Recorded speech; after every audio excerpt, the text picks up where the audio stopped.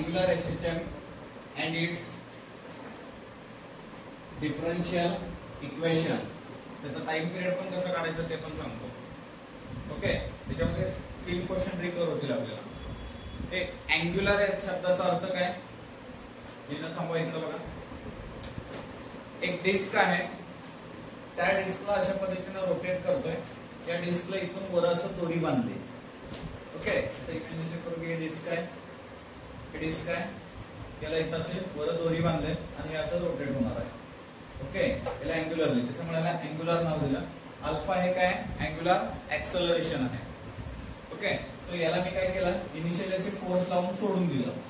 सोडल्यावर हे काय झालं की दोरी काय होती? ट्विस्ट होती. C is the twist constant किंवा टॉर्शनल कॉन्स्टंट किंवा काय म्हणायचं? Torsional constant. मी या मेटॅलिक डिस्कला काय केलंय? रिजिड सपोर्टला एक दोरी घेतली, त्या दोरीला सेंटरला मेटॅलिक डिस्क जोडला. ओके, आणि त्याला सुरुवातीला फोर्स लावला, म्हणजे त्याला रोटेट केलं. ओके, म्हणजे टॉर्क अप्लाय झाला. Torque, that torque is directly proportional to theta. हे जे टॉर्क आहे तो टॉर्क हा कसा असणार आहे? डायरेक्टली प्रोपोर्शनल टू थीटा, पण अपोजिट साइडला आहे, अँगल अपोजिट, म्हणजे C is equal to minus C theta. Torque बरोबर minus C theta. This is the restoring torque. हे कसं असणार आहे? Restoring torque. मग आपण त्याला सोडून दिलं तर हे काय होईल? रिव्हर्स येईल. हे काय होईल? रिव्हर्स येईल. परत ज्यावेळेस रिव्हर्स येते, रिव्हर्स कुणामुळे येतं? ही वायर ट्विस्ट झाल्यामुळं. परत ते इकडे फिरले असताना परत ती वायर काय होती? गुंडाळती, ट्विस्ट होती. परत ते परत इकडे येतं, म्हणजे सेम ऍक्शन काय होती? परत परत होतं. हे जे सेम ऍक्शन आहे यालाच आपण काय म्हणलं? SHM म्हणलं, सिंपल हार्मोनिक मोशन. आणि ते कसं असं गोल गोल व्हायला लागले म्हणून त्याला आपण म्हणलं अँग्युलर. मग त्यालाच आपण टॉर्क बरोबर काय लिहिलं? सी थीटा लिहिलं. दुसरी व्हॅल्यू जी आहे ती टॉर्कची आपल्याला माहित आहे, आय अल्फा. हे कुठून घेतला? रोटेशनल. माहिती ना आपल्याला rotational. Torque equal to I alpha. I is the moment of inertia. या दोघांना मी कम्पेअर करतो.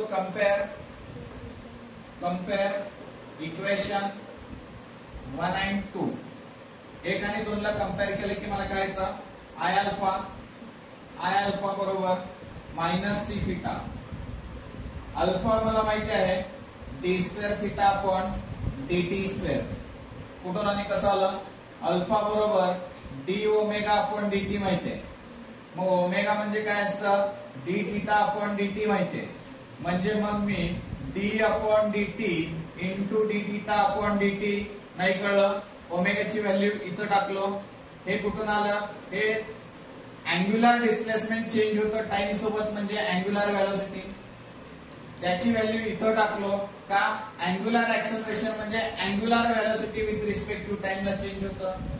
या सगळ्यांचं जर आलं तर आपल्याला अल्फा बरोबर D square theta upon dt square ही व्हॅल्यू इथं पुट अप करू. देन आईला पलीकडे पाठवलं. अल्फा बरोबर minus C upon I into theta. अल्फाची व्हॅल्यू इथली इथं टाकूया. D square theta upon dt square बरोबर minus C upon I theta. Minus ची व्हॅल्यू या साईडला आणली. D square theta upon dt square plus C upon I into theta बरोबर 0. This is your differential equation of the angular SHM. हे काय आहे? Differential equation of angular SHM. आपल्याला काय काढायचंय? परत टाइम पिरियड काढायचा आहे, टाइम फाइंड करायचा आहे. So time is equal to काय असतं? 2 पाय अपॉन ओमेगा. बरं, ओमेगा म्हणजे काय असतं? Omega square alpha upon theta. या फॉर्मॅट मध्ये angular acceleration per unit displacement, angular displacement. मग ओमेगा बरोबर काय येतं? Square root of alpha upon theta.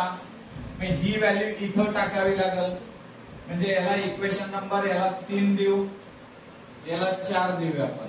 मग आपल्याला अल्फा अपॉन थीटा माहित पाहिजे. मग अल्फा अपॉन थीटा कुठून येणार? इक्वेशन 1 आणि 2 वरून येणार. कारण इथं बघा ना, या ठिकाणी घेतो मी इक्वेशन फ्रॉम इक्वेशन 1 and 2. कुठल्या कुठल्या इक्वेशन वरणार 1 आणि 2 काय येणार आय अल्फा बरोबर मायनस सी थिटा. मग मी काय केलं थिटाला इकडे पाठवला आयला इकडे पाठवला अल्फा अपॉन थिटा बरोबर minus C upon I. Negative sign discount करतो फक्त याच्यासाठी घेतलंय तर ही व्हॅल्यू इथं टाकली तर ओमेगाची व्हॅल्यू मला काय मिळाली सी अपॉन आय या ओमेगाची व्हॅल्यू मिळाली. या ओमेगाची व्हॅल्यू इथं टाकतो हे इक्वेशन इकडे लिहितो. मग इथं काय केलं आपल्याला टी बरोबर 2 पाय अपॉन ओमेगा. ओमेगा आपल्याला माहिती आहे माझ्या राजाने राणींनो ओमेगा किती आहे आपल्याकडं रूट सी अपॉन आय. त्याला परत वर पाठवलं म्हणजे टी बरोबर 2 पाय रूट आय अपॉन सी. तर असे टाइम किती देणार आहे हो. हा टाइम पिरियड कोणाचा झाला अँग्युलर रेषेचे परफॉर्म करतं कोण मेटॅलिक डिस्क. स्प्रिंगचा बघितला होता सगळ्यात पहिल्यांदा. त्याच्या आधी conical pendulum spring simple pendulum angular रेषेचेम याच्यानंतर मॅग्नेटिक बारचं बघणार आहे.